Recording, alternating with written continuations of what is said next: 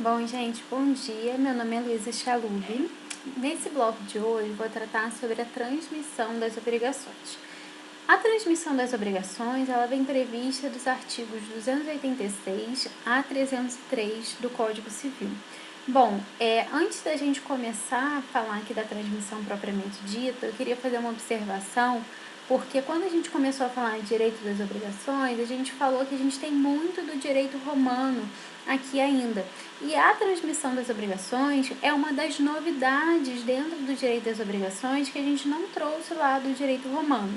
No direito romano, as obrigações elas tinham que nascer e se extinguir com as mesmas partes, mesmo objeto, tudo igualzinho, tudo da mesma forma. Aqui, hoje em dia, a gente já reconhece a possibilidade e a necessidade de que, como as relações elas são muito dinâmicas atualmente, de que a gente realmente efetue modificações aí em relação aos sujeitos dessas relações jurídicas obrigacionais. E isso é bastante útil. A gente usa bastante algumas dessas transmissões das obrigações no nosso dia a dia, tudo bem? Então, essa era só uma observação aqui em relação à questão doutrinária mesmo, que era realmente interessante.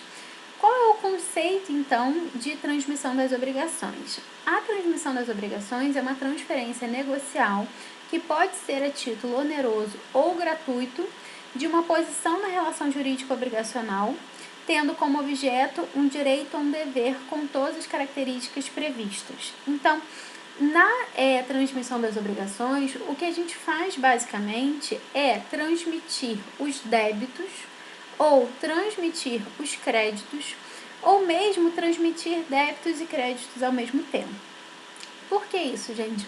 Porque quando a gente está falando aqui de obrigação, a gente está falando de um credor e de um devedor, como se as relações todas fossem bem estanques, né? A gente tem só um credor e um devedor olhando para aquela relação. Quando, na verdade, credores e devedores, em regra, eles são mutuamente credores e devedores. Pense num contrato de compra e venda de uma garrafinha de água de 500 ml. Se você olha para o objeto garrafa de água, quem quer essa garrafa, quem compra a garrafa é o credor e o vendedor é o devedor, né? Agora, se você pensa pelo preço pecúnia, pelo valor a ser entregue pela garrafa de água, quem quer essa garrafa de água é o devedor, porque é ele que está entregando o dinheiro, enquanto o vendedor vai ser o credor. Então, em verdade, as relações jurídicas atualmente, elas são o que nós chamamos de relações jurídicas complexas.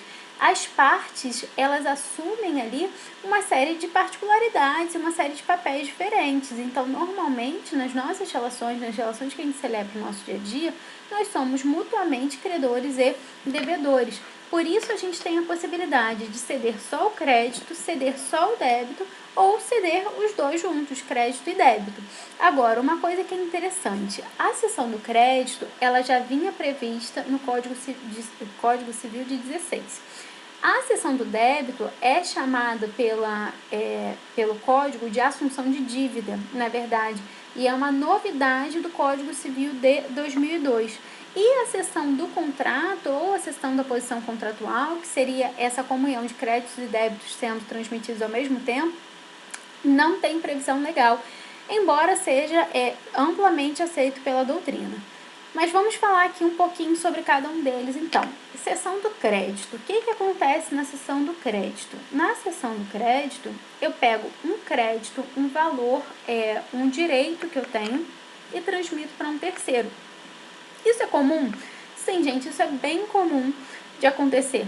É mais comum do que a gente imagina. Então, existe uma prática bastante cotidiana chamada de desconto bancário, que é quando uma pessoa ela pega, por exemplo, uma nota promissória ou ela pega um boleto e mostra lá para um banco e fala, olha, eu tenho esse valor aqui para receber, mas eu só vou receber ele daqui a 10 dias, eu preciso de dinheiro agora.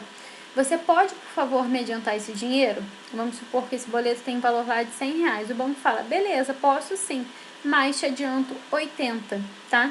Qual é a vantagem para essa pessoa que chega no banco pedindo esse desconto bancário? É que ele ia receber daqui a 10 dias e já recebe agora. Qual é a vantagem para o banco? É que ele pagou 80 para receber 100. Então, essa cessão de crédito, esse é um exemplo, o desconto bancário é um exemplo de cessão de crédito oneroso, mas isso é comum de acontecer. Pode ser, por exemplo, que um pai queira ceder um crédito para o filho de forma gratuita, que ele fala, filho, isso acontece normalmente, quando o pai fala, tem que cobrar de fulaninho, mas eu não quero cobrar não, então se você quiser, cobre, pode ficar com dinheiro, isso seria uma cessão de crédito também. Cessão do débito.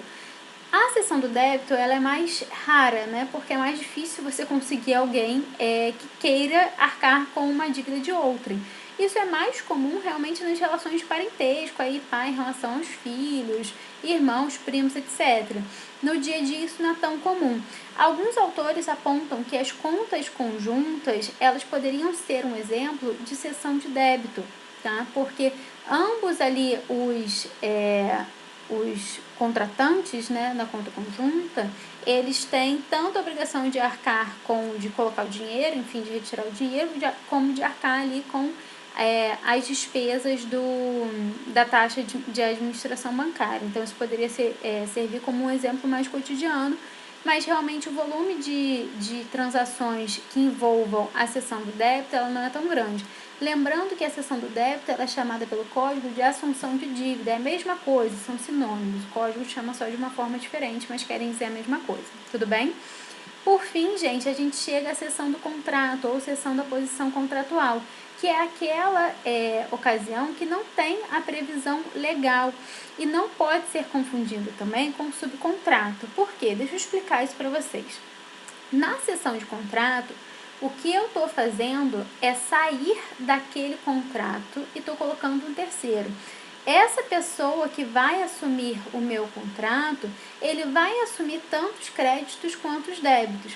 Por exemplo, numa relação de aluguel, eu tenho direitos e deveres. Por exemplo, se eu estou alugando um apartamento, eu tenho o direito de morar ali e eu tenho o dever de pagar o aluguel.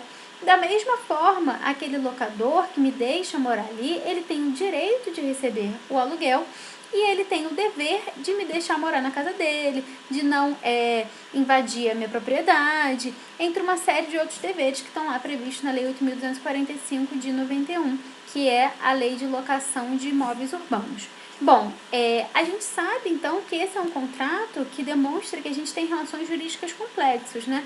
Ambas as partes têm direitos e deveres. Nesse caso específico, então, se eu faço a cessão da posição contratual, eu saio dessa relação contratual, eu saio dessa relação jurídico-obrigacional e um terceiro entra, eu não faço mais parte.